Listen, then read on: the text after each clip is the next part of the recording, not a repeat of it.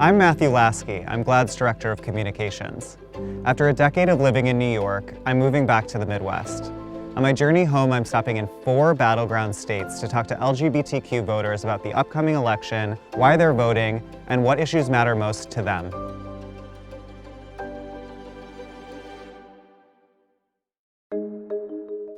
The final stop on our road trip is Wisconsin.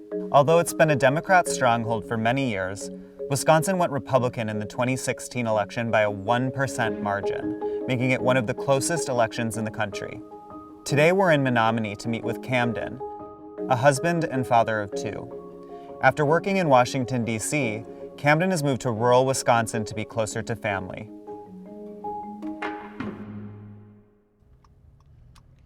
We just pulled into Menomonie, Wisconsin. It's definitely the smallest town we've been to on our road trip so far. Hello. Hi, how's it going? Hi, I'm Mathew from GLAAD. I'm Minta. Minta, so nice to meet you. Nice to meet you. I'm Camden. Camden, nice to meet you. Nice to meet Thanks so much for having us. So how long have you been in Menomonie? So we've been in this house for a little bit over 6 months, but we've been in Menomonie for around 2 years now. So do you feel like a local? You feel like you're part of the community? I feel like I'm definitely getting to be more a part of the community. Up here in northern Wisconsin, northwestern Wisconsin, it's still not always really safe to be out. As a trans person, like that is definitely a concern of mine, especially with how many trans people of color, and specifically trans women of color, get murdered and beaten and assaulted every year just because of who they are. So being open is not always an option that's safe. Are you ever surprised by your neighbors and people in the community who are more supporting or more supportive than you thought they'd be? There are definitely people that are more accepting than I thought they were going to be. When I first moved here, I didn't know anyone who was a person of color, and I felt really alone. You're a person that's lived in both urban and rural places, not only in Wisconsin, but around the country. What are the major differences that you notice? Since I've been up here and getting closer and closer up to the election, I have felt less and less safe and less safety for my children.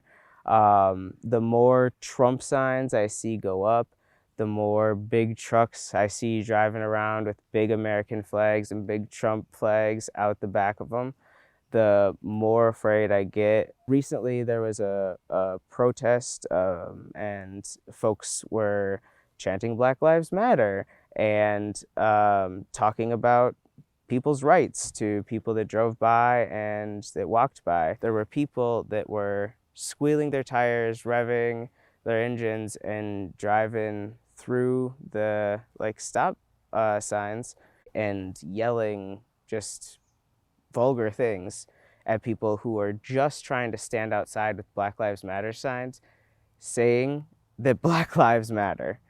That was so offensive that they felt like they had to intimidate people.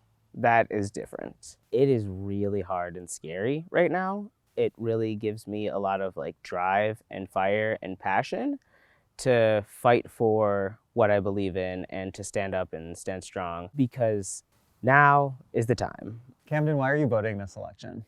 I'm voting because as a Black trans man, my life matters.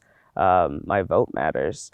I'm voting for my kids. I'm voting for all the LGBTQ youth. I'm voting because my rights matter and the communities I'm a part of, their rights matter. Why is it important for LGBTQ people to vote this election?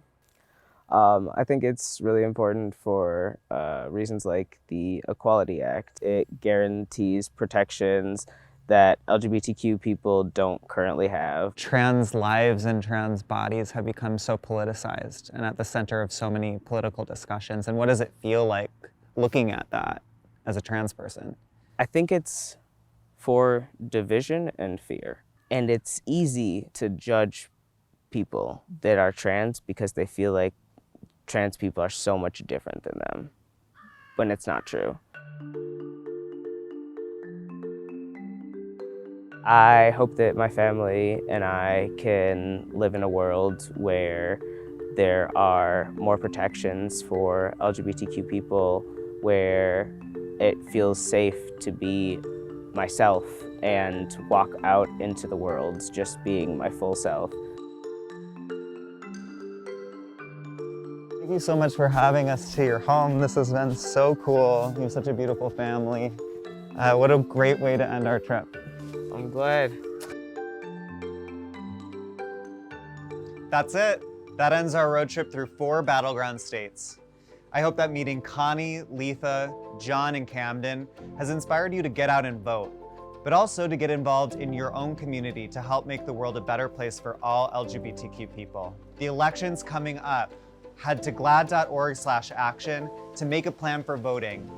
November 3rd. Let's do this.